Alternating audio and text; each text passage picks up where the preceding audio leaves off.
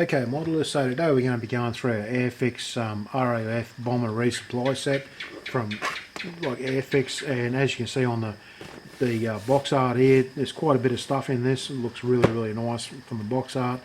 I haven't actually looked at this online to see how it builds up or anything like that. I bought this at a one of the model meets and that, and I did pay the $34. I just got on the sticker up there, but it's one of those things like it's going to be really superb. I've got a 72nd scale Lancaster bomber up there that this will go with, so I was really excited to get this. I'm really excited to actually build it as well. So we'll go through the box today. We'll see what's in here. This one's been around for a little while now, a few years. I bought it about 2 or 3 years ago or something like that. But by looking at the box art here, it looks like some really nice little set. But as you see, box art's really nice on this. The box itself hasn't got a lot on it. It's just got a little bit of your truck and stuff there. And on the other side, we've got, what have we got upside down? We've got the motorbike, got a gen set, refuel set, things like that going on the side there. Then this is one of those boxes, guys. It's one of the older boxes. It doesn't open from the top. It's one of those, you pull everything out from the side. So I'll open it up now and pull everything out. And be careful, because I could have pulled that out and everything would have tipped on. It's tipped out. It's in upside down. So it's like a sleeve that goes over a proper box, which is okay. Now, like all Airfix, they put everything, they stuff it all in one bag. I'm not sure why they still do this. I mean, most manufacturers do separate it because your parts do get a little bit damaged and get knocked off the screws and things like that when they're in this one big bag. So I'm not really sure. I know Airfix probably thinking, you know, it cuts costs and stuff like that. But honestly, as a modeler, I'd rather pay, you know, $1 extra or something to get a decent, you know, separation of bags and that. And even when I emptied that out, there was a part that fell on the bottom there because it's been knocked off the sprues. Anyway, the first one here, I won't open this up, guys, but this is our, I'll try and focus this in a little bit more for you. Okay, our clear parts here for all our vehicles. They do look fairly thick and they do look a little bit distorted. The glass is fairly distorted, but in 72nd scale, and in the environment they're going to be in, it's not, people are not really going to look too much at the glass. But dip them in future and that, they'll probably come up quite fine, those things, guys. As far as, I might pull the instructions out next, guys, so we know what we're looking at on the sprues here. Here's our decal call outs for the different vehicles, our club, Airfix club thing there. And on the front page here, we've got information about the different bits of kit that are in here, what they were used for, and all that sort of thing, a bit of history on them. Goes over the page to even more, and it's telling you here to be careful of your instructions and all that sort of thing, and what the symbols mean for your instructions as you go through them. And then we start up, and it looks like we've got our engine, gearbox, interiors, all the stuff we need to actually make nice little kits here, guys.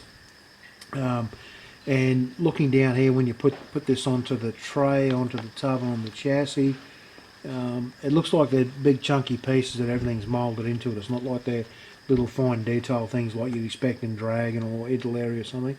And your steering looks like it can be turned to the left or the right, or stuck on straight, obviously. So it's all very straightforward. It's in, like I say, it's in big bulk pieces.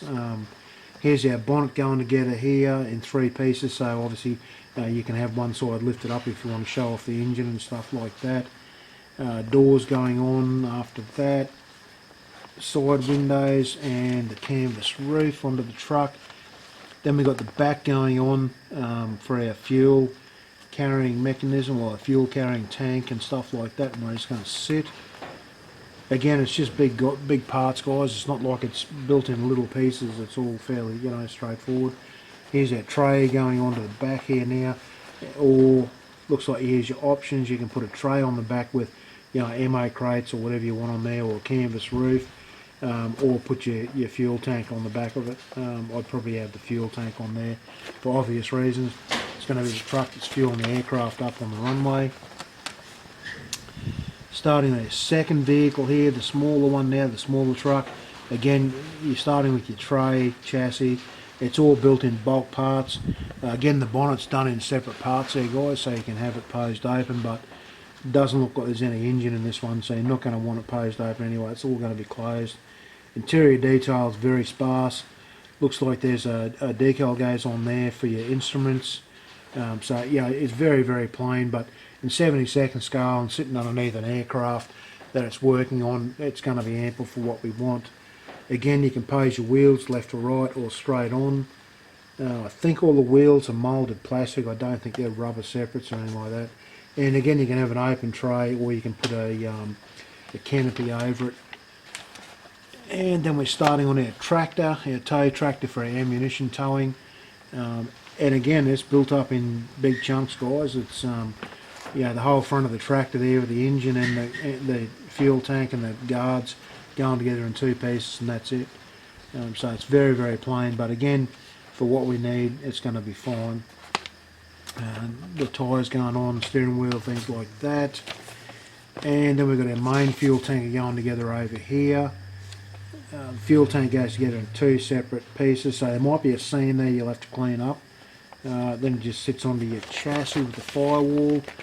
And here's your back part here with the hosing and pumps and all that sort of thing that go onto that. And then we've got our racks. Things that obviously be stored on the racks over here. The racks look like about the most delicate piece of it, guys, that you're going to build up with a few rods and that to put them together. And then we've got bombs and fuel canisters and all that sort of stuff that go together. We've got a motorbike down here, ladder, bicycle, fuel drums, a little toolbox. So there's quite a lot of little bits and pieces in here that'll really, really make your diorama come to life. And then we start on our painting instructions, our colour call-outs, decal call-outs, stuff like that. The same with our fuel cart. And bomb loadouts and things like that. Yeah, very nice, guys.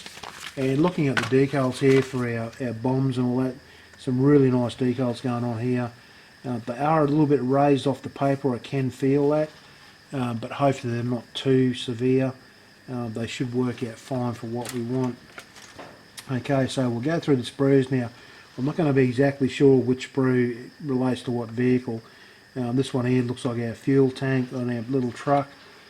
There's the interior there, there's our chassis. The chassis is all in one piece, which I like, because a lot of times when you try and put a chassis together, it ends up, sort of screwed up and all the wheels don't sit on the ground at the same time.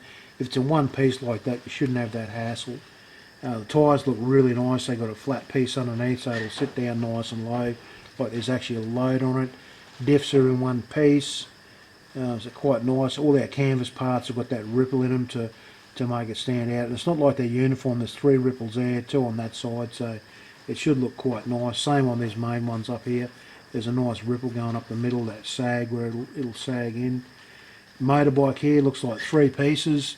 Looks like our engine, back wheel, seat, front wheel and handlebars. And it looks like that's about it, guys, for the motorbike. Okay, next we've got our small vehicle here. There's our chassis again, one piece, lovely. Our guards have got an A-frame built in there, so you put the chassis down in there, so you're not going to have to worry about those sagging off to one side or anything like that. Engine, gearbox and drive shaft all in one piece down in here. So again, it's not stuck together in little tiny pieces and have trouble lining stuff up and breaking it. It should all go together nicely, hopefully, if it lines up okay. Got our sidewalls for the back here. They're really nice because they've got the planks marked out. So far I'm really impressed that there's no flash. I can't see any flash on any of these parts. There is seam lines obviously up the middle of the moulds, but that you get that on every kit. It's not going to matter what they are. Again, the tyres got the flat piece underneath there, so they'll sit down nice and low. The grille on the front here looks beautiful, really nice fine moulding on that grille there with the headlights off to the side, beautiful stuff. Next sprue, looks like we've got our main tanks, push bike, toolboxes, fuel drums, all those little bits and pieces that are going to go together. Ladders, all that sort of thing. Here's our rack stands over here on the side. They're very, very, very fine. And as you can see, there's some like knobs hanging off those injector marks that are hanging off them. It'll have to be cleaned up very delicately. You don't want to break these parts, guys. Next we have, here we go again with, you know, pieces breaking off. Like you get pieces like that break off because they're rolling around in one big bag together. It's just not good. But here's our tank that we're talking about. There's two sides have to be put together, so they'll end up with a big seam down there you have to clean up. Again, we've got our back here that the tank will be housed, or sitting up on top of that housing. Back doors there. This looks like the interior for the back of it. There's our tyres again with the flat part on the bottom chassis. But I'm just really impressed with the fine detail that's on some of these guys. Really, really nice fine detail on some of this. Just beautiful. I can see a little bit of flashing on some of these parts that I didn't see on the other sprues, but there is some on this part. And our last piece here, here's all our bombs. This must be the trailer that the bombs sit on.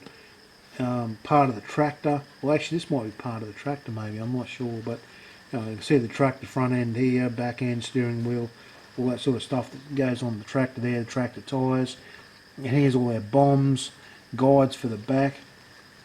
And there's some nice detail moulded into these too, guys, so you've got a nice variety of stuff here going on. So you'll be able to make a really, really nice diorama out of all this stuff. I'm very actually impressed with what's in this box. I mean, I knew it'd be okay, but I didn't think it'd be as nice as what it actually is. Now here's something you have to be careful. When you put these together, there's big injector pin holes, sink holes in there. Hopefully when this goes together it'll be done this way so you won't see those sink holes. But it's just something to be aware of when you're putting these things together, guys. But yeah, very impressive. I can't say much more about it until I actually start putting it together. Hopefully all this stuff, because it's built not in little fine pieces, bits and pieces, it's built in fairly big bulky pieces. Hopefully it'll all line up and go together. There shouldn't be too many fit issues. So I haven't done much research on this on the net. So it'll be interesting to see how it goes. And I've got a 72nd scale Lancaster over there that I'm going to build, and when I do that, obviously I'll do a diorama, and that video will be the diorama, the Lancaster, and all this stuff all in one big video. Or I may break it up in a few series. We'll see how it goes, but looks quite nice, guys. Anyway, not much more to say about it. So I hope you enjoyed this video, guys. As always, comment below, and thanks for watching, guys, and I'll see you in the next video.